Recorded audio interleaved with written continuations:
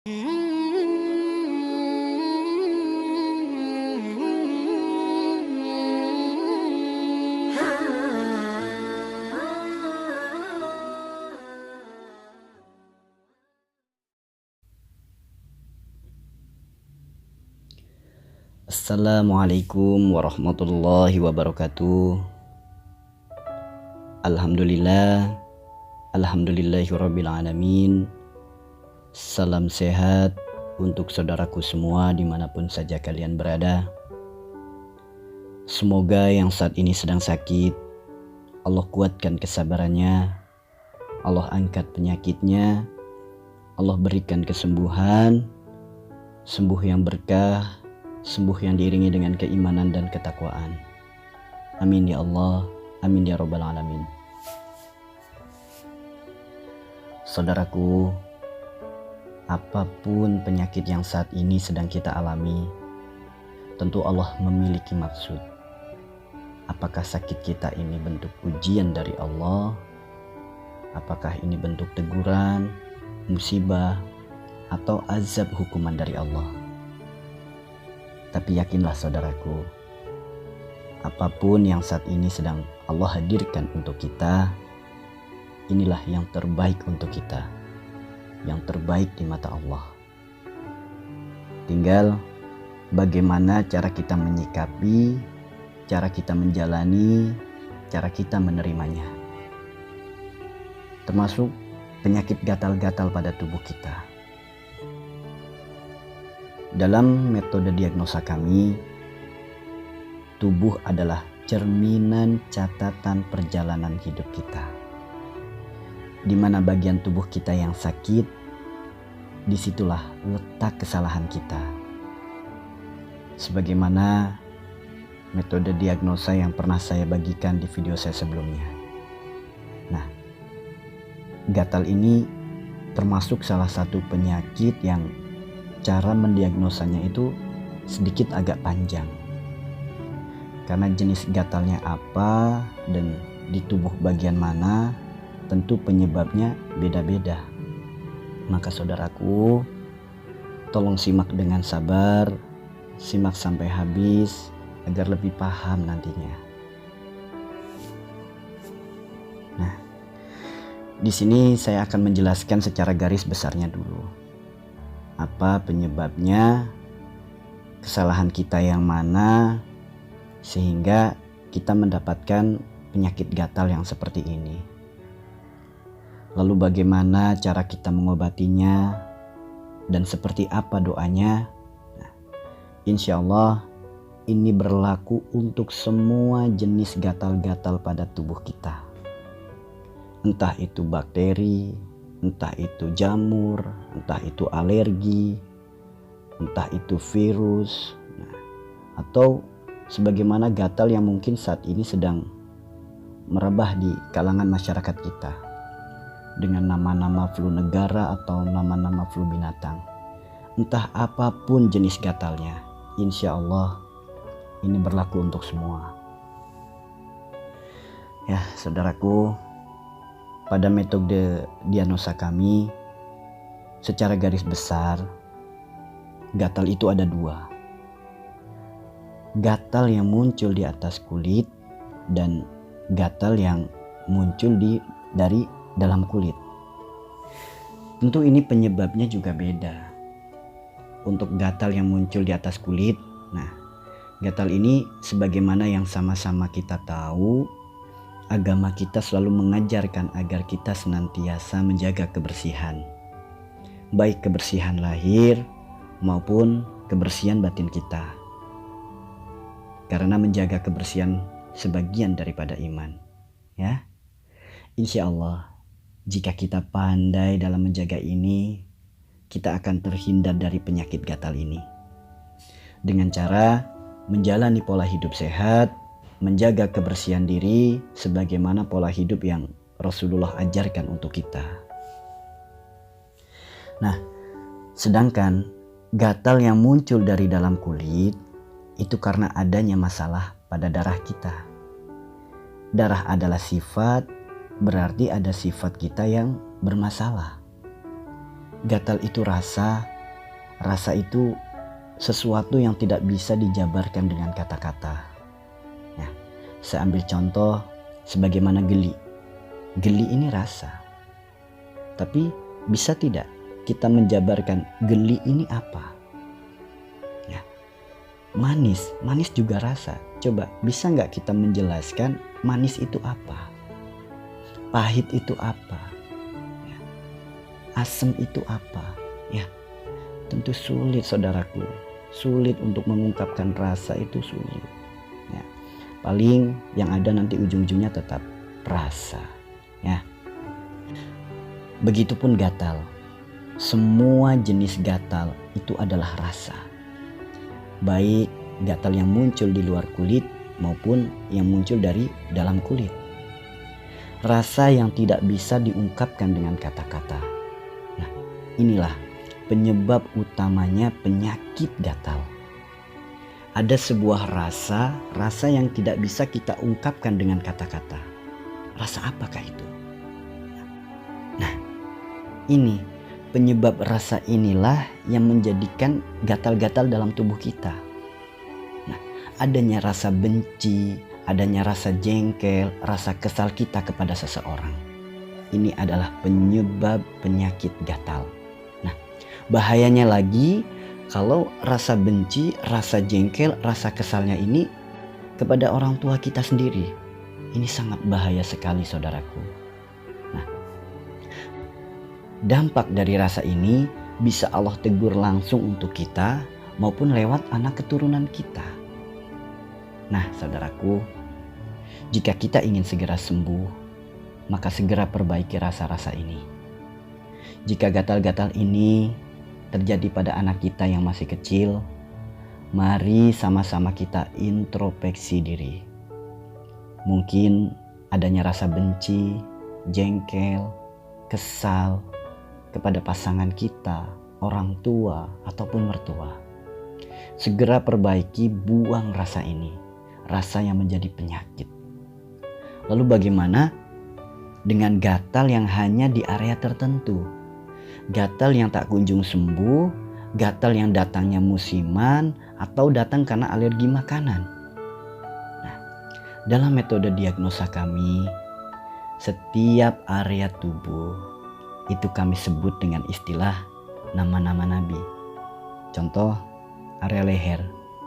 Leher itu disebut wilayah Nabi Ismail, perut itu disebut wilayah Nabi Yunus, dan kemaluan itu disebut wilayah Nabi Lut. Nah, misal gatalnya itu ada di area selangkangan.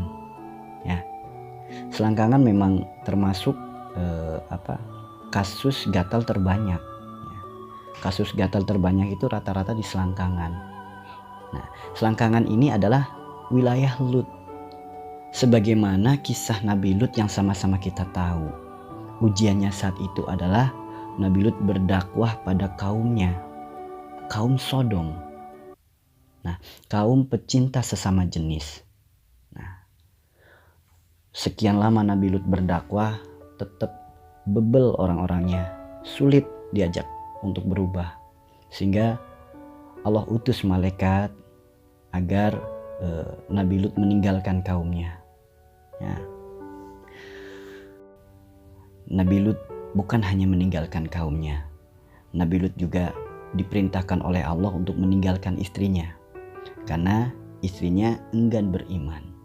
Nah, Nabi Lut suruh pergi di akhir malam atau di dini hari dengan pesan dari Allah tidak boleh menengok ke belakang. Nah, apa maknanya?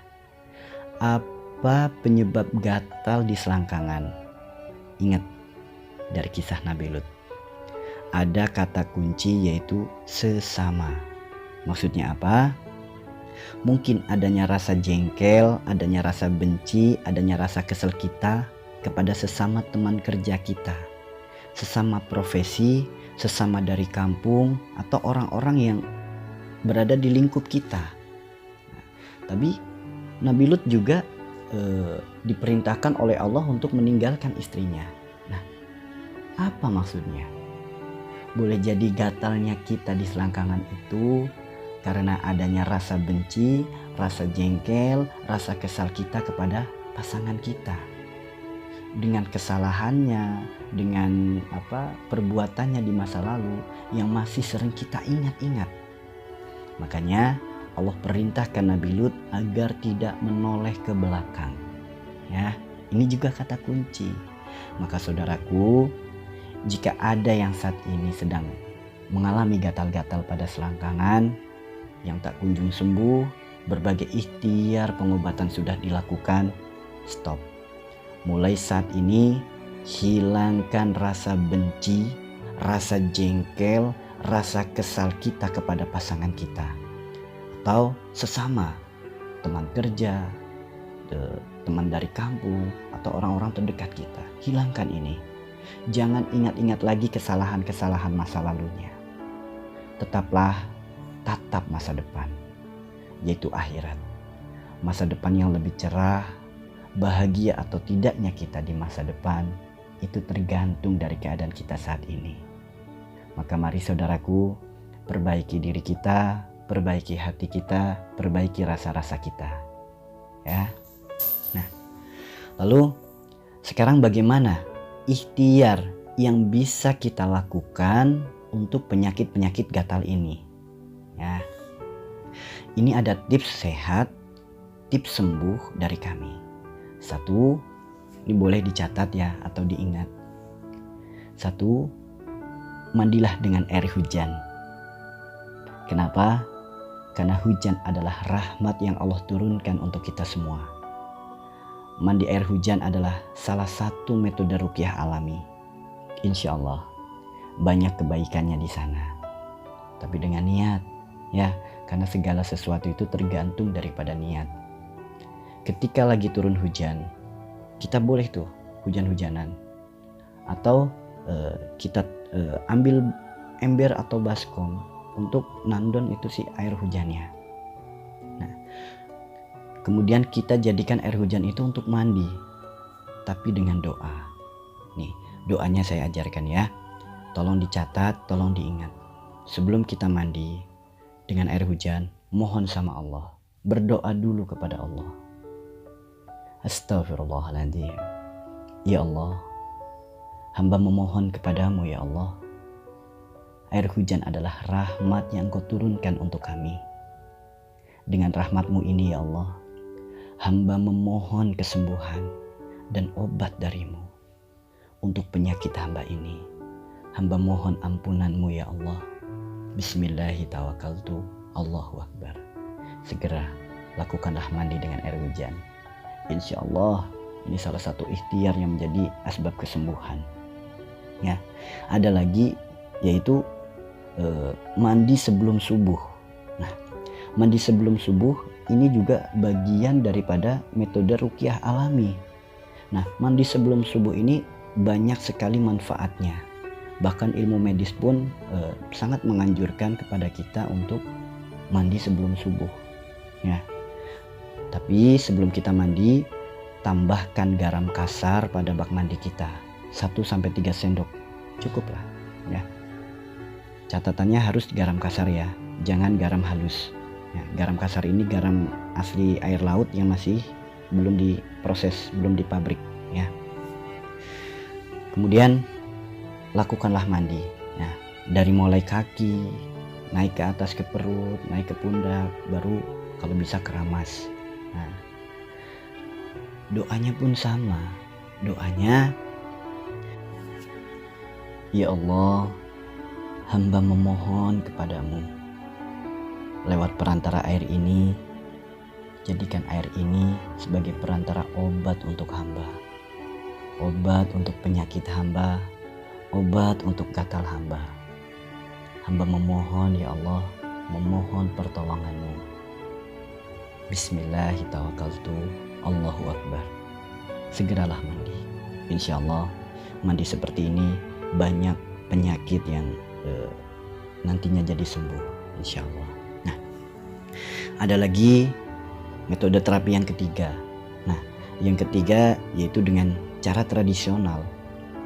Mungkin ini terdengar agak gimana bagi teman-teman, tapi cara ini kami sudah banyak sekali membuktikan kepada pasien-pasien yang datang ke tempat kami.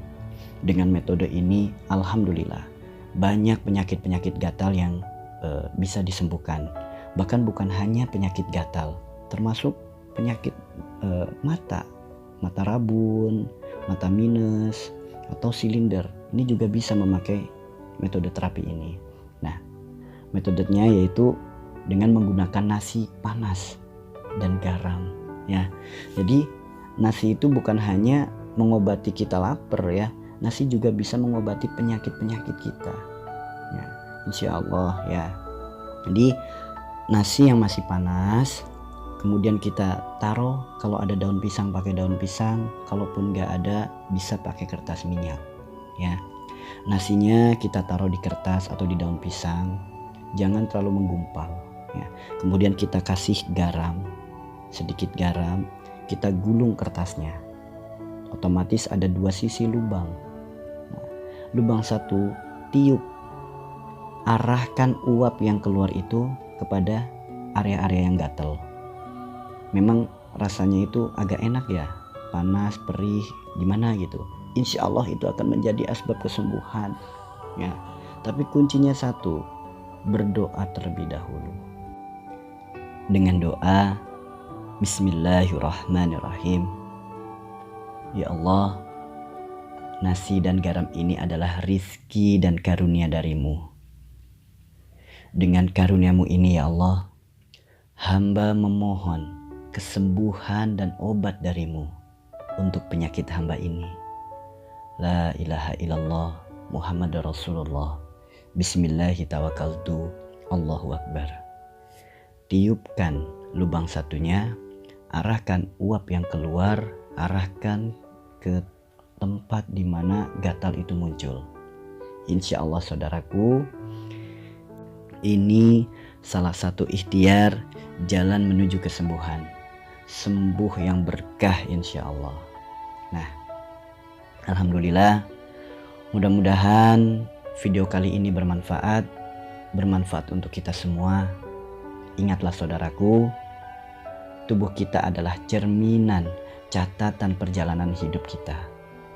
Apapun sakit yang kita alami, segeralah mohon ampunan kepada Allah.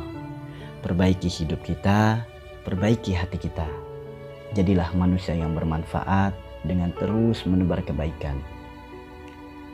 Kami mohon bantu channel kami untuk terus berkembang agar semakin banyak yang tercerahkan. Semoga kebaikan saudaraku semua Allah balas dengan limpahkan kebaikan keberkahan untuk kehidupan dan penghidupan saudaraku semua. Kesehatan lahir batin semuanya. Sekian dari kami. Jika ada pertanyaan silahkan tanyakan lewat kolom komentar, atau mungkin bisa ditanyakan langsung lewat kontak WA kami. Sekian, wassalamualaikum warahmatullahi wabarakatuh.